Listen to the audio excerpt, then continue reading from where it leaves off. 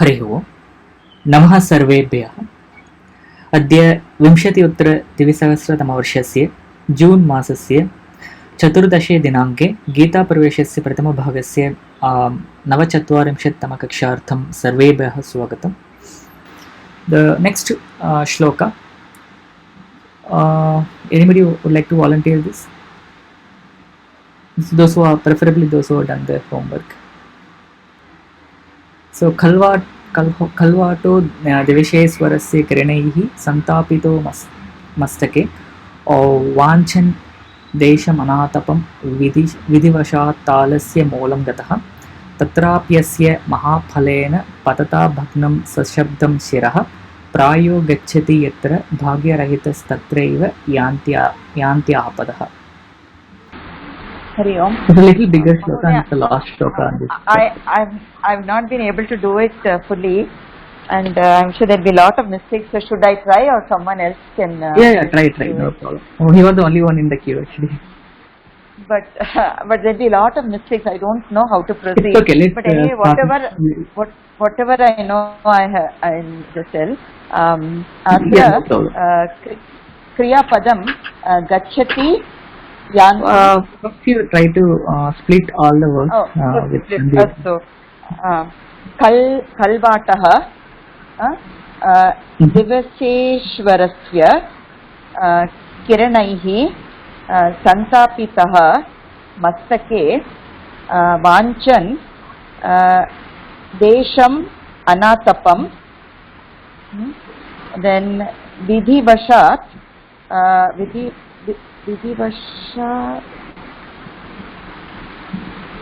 Vidhivashat talasya moolam gatah.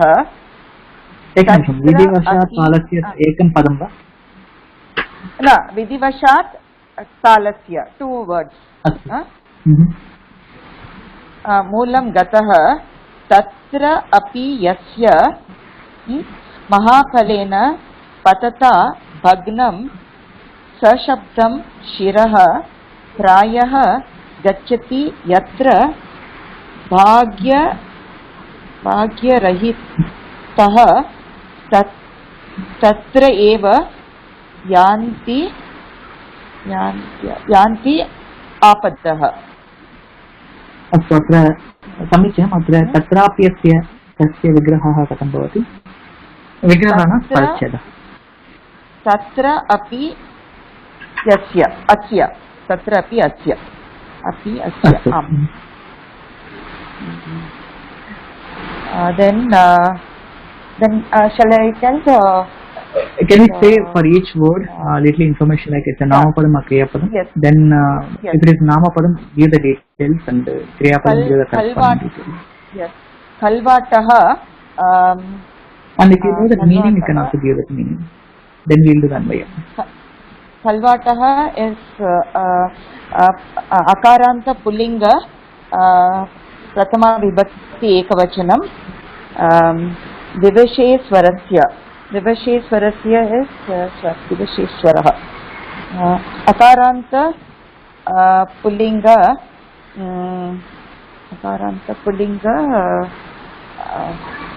shashti vibhakti ekavachanam.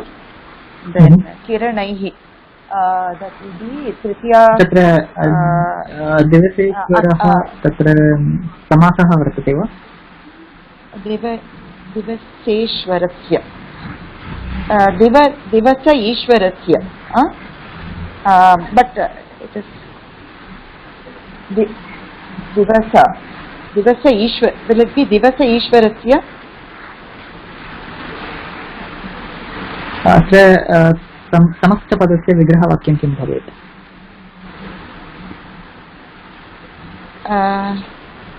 दिवसस्य ईश्वरः यः.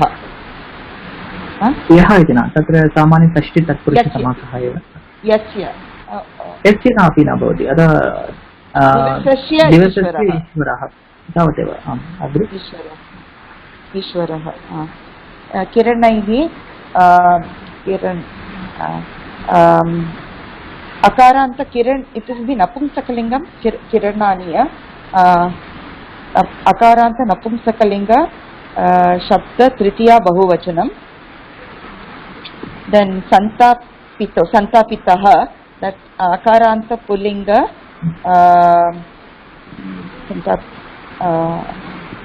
प्रथमा विभक्ति एकवचनम. किरणशब्दः पुंलिङ्गशब्दः. पुल्लिंग अस्तु. It will be not किरणानि, किरणाः. So पुल्लिङ्गम् अस्तु. मस्तकानि, मस्तकाः. मस्तक अकारान्त मस्तकः अकारान्त पुल्लिंग षष्ठी सप्तमी एकवचनम्.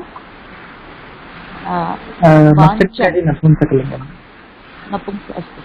This is confusing because I mean I could have seen the kosha but I didn't have time, so no problem. Vanchan is वांच शब्द वांच शत्रु प्रत्यय. वांचन प्रथमा विभक्ति एकवचनम. देशम देशम देशम इज अकारांत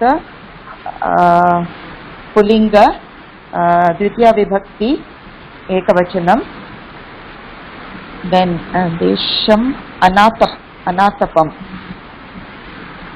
अनातपम. द्वितीया विभक्ति अकारांत पुल्लिंग द्वितीया विभक्ति एकवचनम. Is it correct? समीचीनम्. अनातपम. Then विधिवशात् विधिवश. So अकारांत पुल्लिंग पंचमी एकवचनम. Then तालस्य अकारांत पुल्लिंग षष्ठी विभक्ति एकवचनम. Moolam Moolam will be Moolam अकारांत pulling द्वितीया विभक्ति एकवचनम. गतः मूलमिति प्रायशः नपुंसकलिङ्गस्य. गतः इक्तप्रत्ययः प्रथमा विभक्ति एकवचनम. Then तत्र is अव्यय. अपि also अव्यय. अस्य asya will be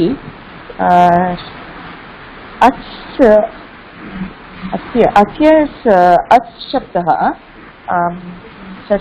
What is the pratipadikam for asya? As idam is pratipadikam. idam astu. idam मकारांत पुल्लिंग षष्ठी विभक्ति एकवचनम. महापुलेन अकारांत नपुंसकलिंग तृतीया विभक्ति एकवचनम. पतता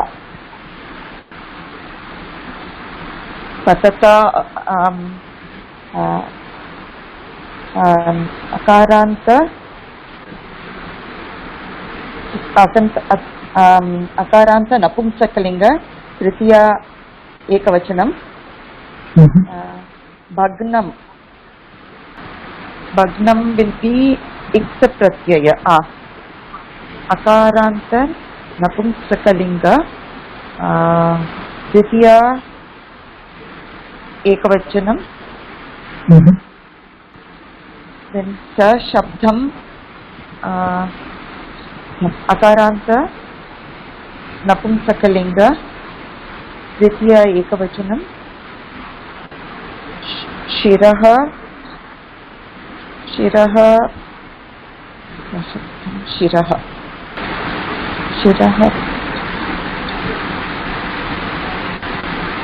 शिरः द्वितीया विभक्ति. शिरः शिरसि शिरामि. शिरस् सकारान्त सकारान्त नपुंसकलिङ्ग द्वितीया एकवचनं द्वितीया एकवचनम् अस्तु then प्रायः is अव्ययम् गच्छति दम् धातोः. So how do you say that how do you decide which vibhakti it is generally for prashabdam bhagnam shirah or mahaparan is again of course it is tritiya because atra gacchati is that person no kalvatah where is gacchati is the karta here gacchati in the next fourth.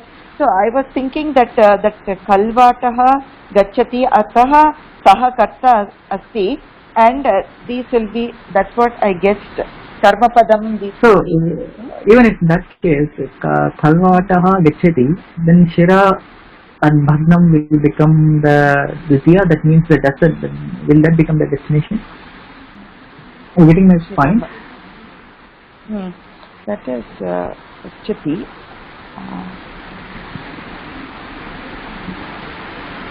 No, then we'll take yanti. Yanti, I don't know how I shirah. So it is not dvitiya. No, usually I'm just trying to understand why it is dvitiya. No. Okay, maybe there will be some other. After it completed, I will discuss about it.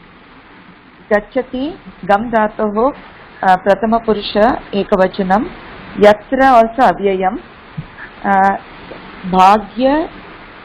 भाग्यरहितः अकारान्त पुल्लिङ्ग एकवचनं भाग्यरहितः तत्र अव्ययम् एव अव्ययं यान्ति is या धातोः प्रथम पुरुष बहुवचनम आपदः. आपदा will be प्रथमा विभक्ति. यान्ति आपदः. No, that's आपदः. द्वितीया विभक्ति बहुवचनम.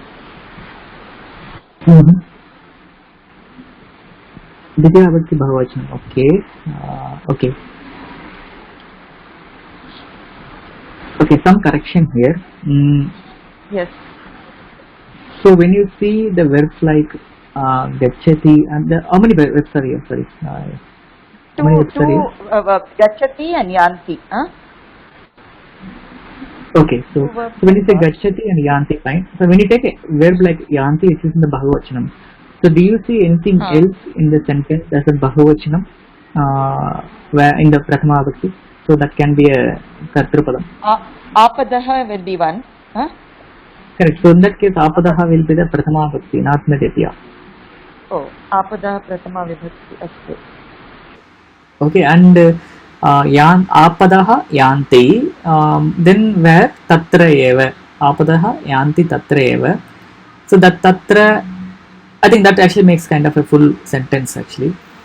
And maybe the tatra and yatra is a kind of related. Maybe when you go through the shloka multiple times, you may get clarify like whether this yatra is linked to this tatra or the previous tatra. Okay. Okay, and yeah, when you say again gacchati, you have to connect all the prathama vibhakti ekavachana words, right? Yes. So which are all can go there actually? With gacchati, kaha gacchati kalvatah. Kalvatah is a bald person. And kidrisha kalvatah santapitah kalvatah. And kebhyah santapitah kiranaihi santapitah. Then kasya kiranaihi divaseshwarasya. Then kutra santapitah mastake. then I don't know whether these are all okay. Kim kurvan gacchati vanchan gacchati. Then kim vanchan anatapam desham. Then कीदृशः अनातपं देशं तालस्य मूलम्.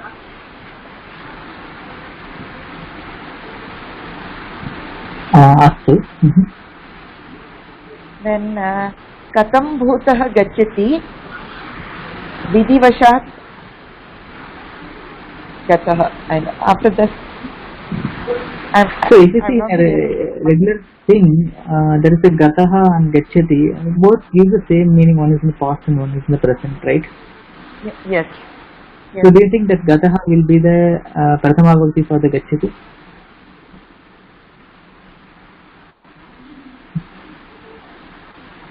No. So that means gataha is linked somewhere else. Yes. I was getting getting up. Yeah, I understand. Yeah, so okay, so let me just interfere here. Yes, So actually, when I you think say you do it. sorry? No, I think you can. I mean, you show the correct thing because. Okay, just I give a pointer here. Remember the shlokas as I said earlier. We will not have single kriya.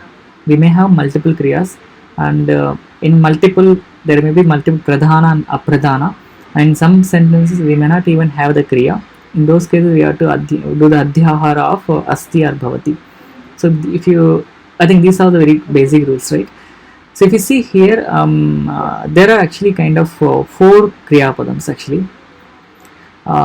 Four set of sentences which you can frame out of this shloka. Actually, if you see moolam gataha asti is a kriya padam, we have to do the adhyahara there, and tatrapyasya mahaphalayana patata bhaknam sashabdam shiraha asti, there also asti needs to be adhyahara. And prayo gacchati yatra bhagyarahitas tatraiva yanti apadaha. So again yanti na gacchati is again regular kriya padams. So there are 4 kriya padams again. You can take in that way now. So now you get any clue here? Vanchan desham anatapam vidivasha talasya moolam gatah asti.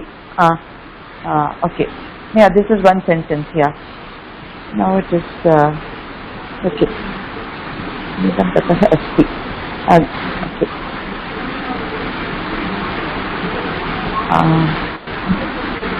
So now,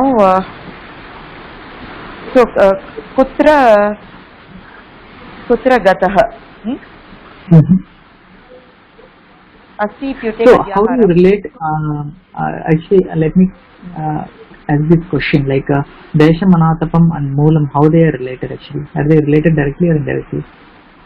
Desham anatapam moolam. Moolam here it is talasya moolam. Is it to the tala tree? Yeah, tala vriksham moolam. Moolam. Desham anatapam talasya moolam gatah. He went to the seeking somewhat cool place. He went to the tala vrikshasya base, moolam. Correct. So again you can say seeking the cool place. When you say that way, the cool place, the desham anatapam is connected to the seeking verb, not to the gata verb. You getting my point? Seeking is so it's actually linked to the vanchan. Vanchan, oh, okay. Atra kim vanchan? Desham vanchan. Kidrisham desham vanchan. Anatapam desham vanchan. Okay. So, but vanchan cannot be taken as kriya padam, na? Vanchan is nama padam. But here the smarantaha is again a nama padam, right? Vanchan.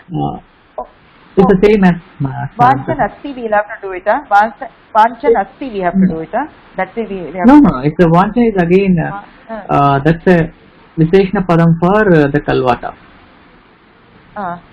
Kalvata, who actually desires is seeking for something. So what is seeking? Anatapam desham. After seeking, what is he doing? He did a gata action, like a gata operation, like he went somewhere. So very event, moolam. So which moolam? The talasya moolam.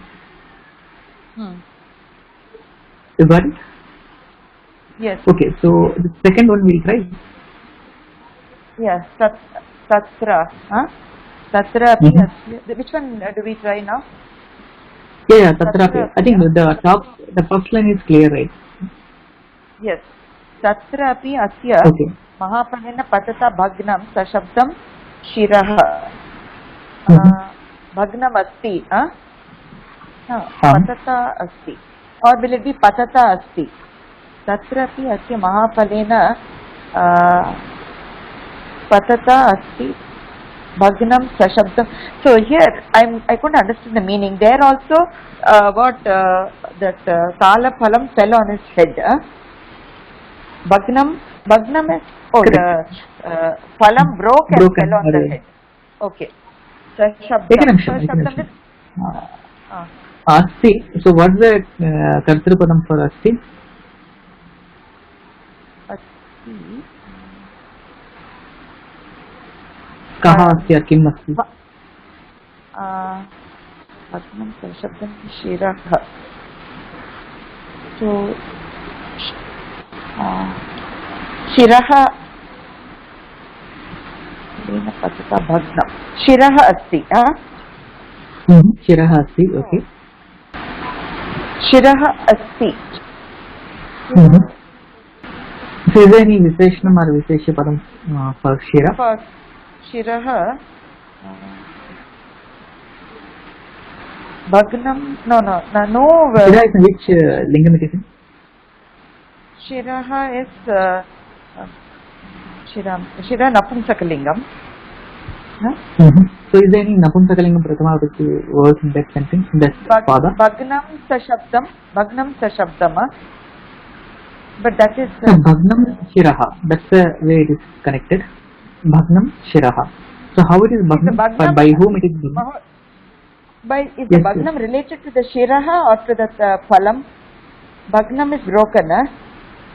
It's broken, but how it is related to phala? So phala is in Tritiya Bhakti and bhagnam is in the either Prathama or Dutiya, right? So we can't relate it as so. We cannot relate bhagnam will also be okay. Bhagnam will be related to shira only, and it will be also in the Prathama Vibhakti. Bhagnam. Napumsakalingam it will be then. Same way, what is sashabdam with noise? Sashabdam will come to that later. We connect other to mahaphalena patata. Shiraha bhagnam. Mahaphalena patata shiraha bhagnam asti. Tatra api. What's the meaning? Tatra, the fruit falling down, his head broke. By the falling fruit, the head is broken. Head was broken. Head was damaged. And the sashabdam with sound or with some shabda. So again, sashabda is waved there. Related to shiraha only, No, it's not. It's shira. It's just shiraha katham bhagnam abhavat. Sashabdam bhagnam abhavat. So that's the way it is. Bhagnam abhavat. Okay, next one. Then prayah gacchati yatra bhagyarahitah tatra eva yanti apadah. So tatra eva yanti apadah, that we are clear with that. So yatra bhagyarahitah gacchati prayah tatra eva apadah yanti. So I think now you can actually make the connection. Astu Mahodaya. So we will start. So overall fee. No, I think let me just disclose that graph here. Yes. So gataha is the verb. So I'm not taking asti as a verb here. So gataha is the kind of a primary kriya padam there. It's not a kriya padam, it's a primary kriya exists in the gatah. So atra prashnah kriyate, atra gatah anantaram bhagnam yanti gacchati iti kriya padani bhavanti. अनन्तरं कः गतः, कल्वाटः गतः, कीदृशः कल्वाटः, सन्तापितः कल्वाटः, कुत्र सन्तापितः, मस्तके सन्तापितः, कैः सन्तापितः, किरणैः सन्तापितः, पुनः कस्य किरणैः, दिवसेश्वरस्य किरणैः, पुनः किं कुर्वन् कल्वाटः गतः, वाञ्छन् कल्वाटः गतः, कं वाञ्छन्, देशं वाञ्छन्, कीदृशं देशं वाञ्छन्, अनातपं देशं वाञ्छन्. पुनः अत्र विशेषभावः भवति, सन्तापितः कल्वाटः पुनः वाञ्छन् तथैव गतः. अत्र चतुर्णां शब्दानामपि विशेषभावः भवति. I think I missed this link here. अग्रे कुत्र गतः, मूलं गतः, कस्य मूलं गतः, तालस्य मूलं गतः, पुनः कस्मात् गतः, विधिवशात् गतः, by the fate. And again bhagnam. So that's about the first sentence. This covers this first sentence. The second is using the bhagnam as a kriya padam here. Though it is a nama padam, the main kriya exists in the bhagnam. Atra kim bhagnam, shirah bhagnam, punah kasya shirah, asya shirah. So here asya points to the santapitaha, kalvataha, or vanchan or gataha, one of them. It's of course all are connected to each other. So asya shiraha bhagnam. Atra kena bhagnam, mahaphalena bhagnam. Punaha कीदृशेन mahaphalena, patata mahaphalena. So this is how it is connected here. So this is again second sentence. Punaha kutra bhagnam, tatrapi. So the tatra is nothing but the moolam of the talavriksha. So tatra is connected to the moola. So even in the talavriksha moole api tasya shiraha bhagnam bhavati iti artha. Then the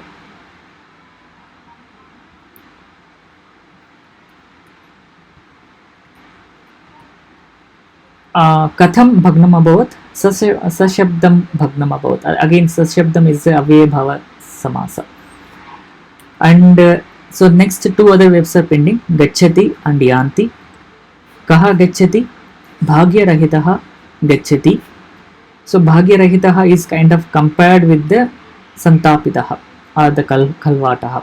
That is actually connected to the kalvata. Then katham gacchati, prayaha gacchati.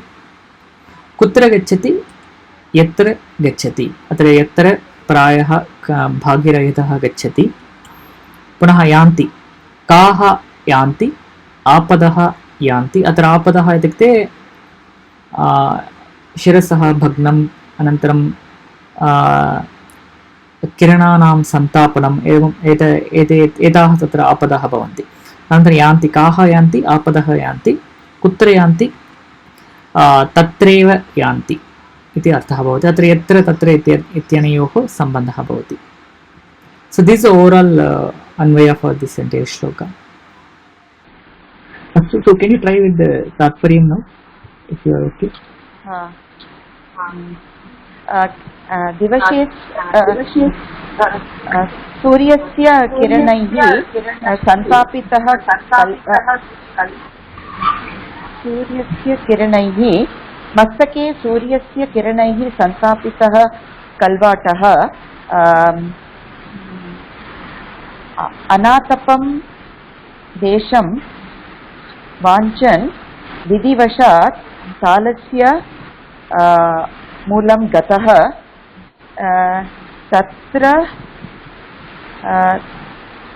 तत्रापि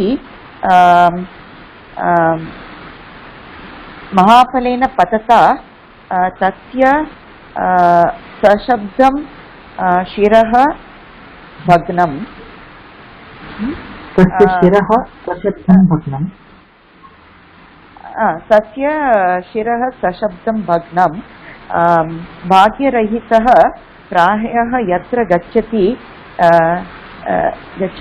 तत्र एव आपदः यान्ति. But this is actually you try to do the same Anvaya of each padam by just changing the grammar. Yeah. I have to tell in my own words. Okay. Yeah. So here Kalvatah bald. So I'll say Kalvatah only. Suryasya kiranaihi klesh mastake Suryasya kiranaihi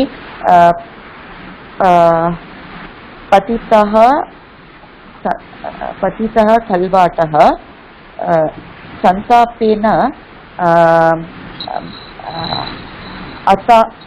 अनातपं स्थानस्य इच्छया विधिवशात् सालवृक्षस्य मूलं प्रति गतवान्. तत्र अपि पतितं सालफलेन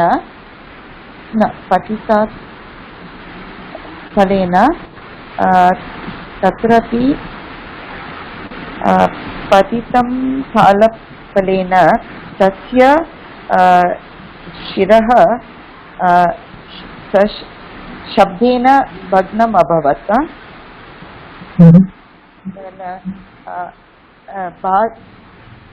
अभाग्यः प्रायः यत्र गच्छति तत्र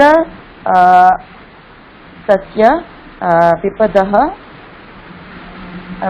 अपि भवति. Samichan. It's a very good attempt actually. So let's try reading here the Tatparyam from the book. The Anvaya is given like this here. The Kalvataha दिवशेश्वरस्य किरणैः मस्तके सन्तापितः अनातपं देशं वाञ्छन् तालस्य मूलं गतः. तत्रापि पतता महाफलेन अस्य शिरः सशब्दं भग्नं. प्रायः भाग्यरहितः यत्र गच्छति तत्रैव आपदः यान्ति. अत्र तात्पर्यं कश्चन कल्वाटः सूर्यकिरणैः शिरसि भृशं सन्तापितः अभवत्. सः आतपरहितं स्थानम् इच्छन् विधिवशात् कस्यचित् तालवृक्षस्य मूलं गतवान्. तदा एव तस्य शिरसि तस्य वृक्षस्य महाफलं किञ्चन अपतत्. येन कल्वाटस्य शिरः सशब्दं भग्नम् अभवत्. प्रायेण भाग्यरहितः यत्र गच्छति तत्रैव आपदः अपि गच्छन्ति.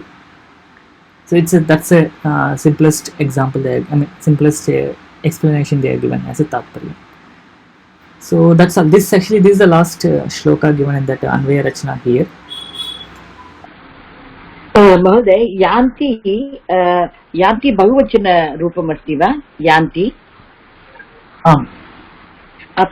देन् आपदः बहुवचन or what is the pratipadikam there? Apadah. Apad is a pratipadikam. Again the reference is GS2 first lesson. First few 2 to 3 lessons. So apad is a strilinga dakaranta halanta pratipadikam. Tasmat prathama purusha bhagavachane apadah iti rupam. Okay, thank you. Hari ओम्. महोदय, पूर्वस्मिन् श्लोके प्रथमवयसि पीतं तोयम् अल्पं स्मरन्तः, तत्र स्मरन्तः सन्ति इति स्वीकृत्य न कर्तुं शक्यते वा? अन्वय स्मरन्तः सन्ति इति न वक्तुं स्वीकर्तुं शक्यते वा? In that case it will become in that case you can add santi with anything like narikelah santi, te nihitabaraah santi, te smarantah santi. That's the way it will become multiple sentences when you do the santi. But remember, you do adhyahara only when it is required. So when you can actually map it with some other existing words, that's the best option. Otherwise you can do adhyahara for any words here. Hari Om. Mahoday, the second one which we did now, so we can add asti in these two places. We have added in 2 places. Moolam gatah asti and shirah sashabdam bhagnam asti. Hmm? So, but actually the Anvaya is supposed to be starting with Kriya Padam. Adding this Asti makes Kriya Padam. Gataha Asti. Okay, so what happens here is, of course, asti is the kriya padam here. Asti or any as dhatus rupam will be the kriya padam here. But when you add any such things and try to make a sentence, it doesn't give the exact expression. So like asya shiraha bhagnam mahaphalena patata mahaphalena asya shiraha bhagnam. So that's a now if you add asti or asit, there is a chances that the pradhana may get shifted to the asti or asit. So you will not get exact expression or expression of that bhagna word. So actually here the idea is that the author wants to emphasize on the bhagna word, so that's why he did not use any other words. And if you use that, then the generally kriya padam gets the pradhana, so it actually the focus shifts to the kriya padam actually, that he doesn't want it. And the same way, if you want to retain the same thing, we will also not use that. But how do you know that that's actually comes with the how do you say that's just by seeing many multiple sentences we can assume that actually that way. So first thing is we have to break this into different sentences which convey little different meanings, and then do it. So try to find out how many sentences are there first. How do you find? Basically by using the kriya padams. That's a tool here. But if you say something like gataha gacchati, that's kind of not relevant. So maybe you can think that gataha is a separate sentence, and you can think from that aspect again. So that's the way it comes. It's not. There is no fixed rule like this. It is quite interesting, but where do we find some more of these Anvaya shlokas?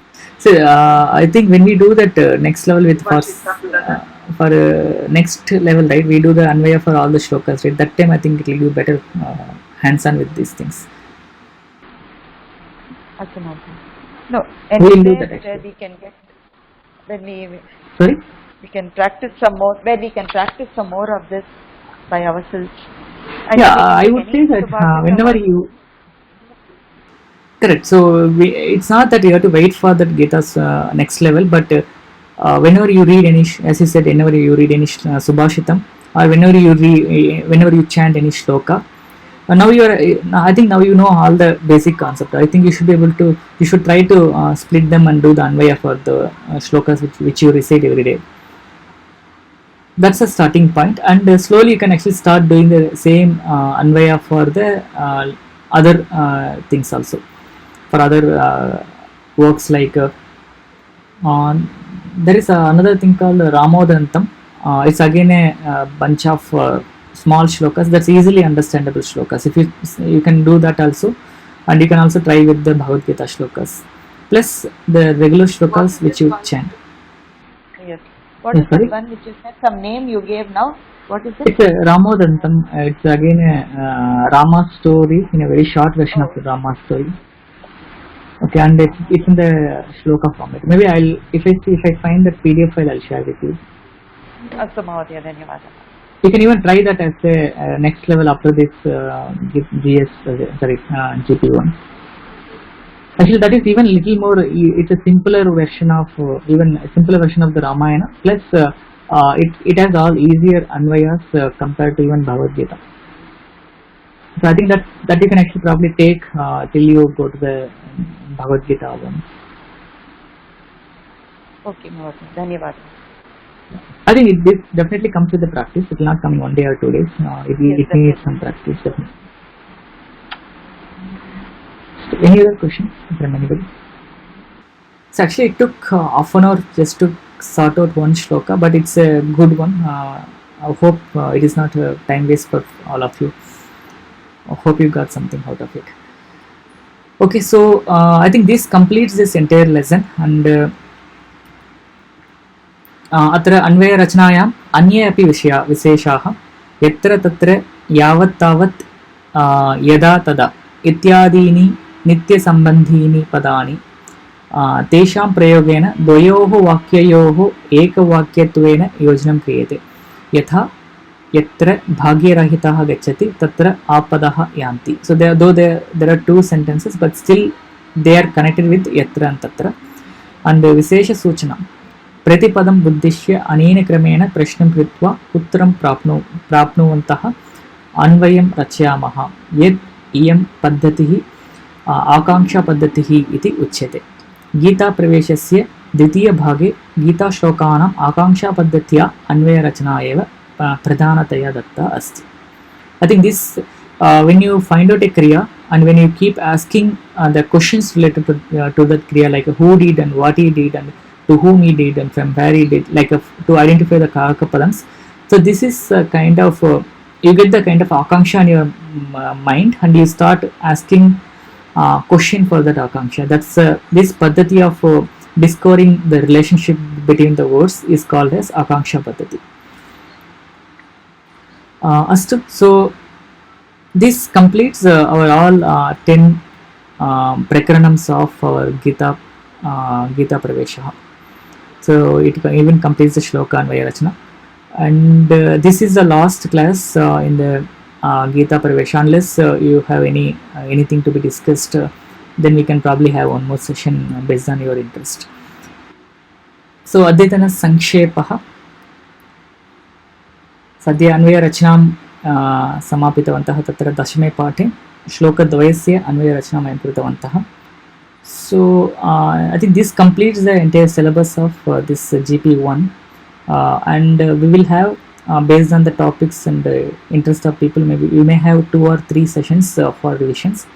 I think that would conclude entire portion, but this actually concludes entire lessons, all the lessons we completed today. And I tried to add extra information wherever it is possible, so it will give you better clarity and better information, it will give better understanding for you on those topics. So I have added enough information, but hope that was all helpful. So maybe we can again meet on the revision sessions again. So that's all for today. Thanks for watching this video online. If you have any queries or to interact with teachers or students, log into forum.sanskrit.today and subscribe to this channel Sanskrit.today to watch more videos like this. Share this video with your friends and interested people or group. And if you have any suggestions or feedback about this session or the series, you can post it on the comment section. And finally, click on the like button. Thank you. Thanks for watching this video online. Let us meet in the next session. Dhanyawadaha.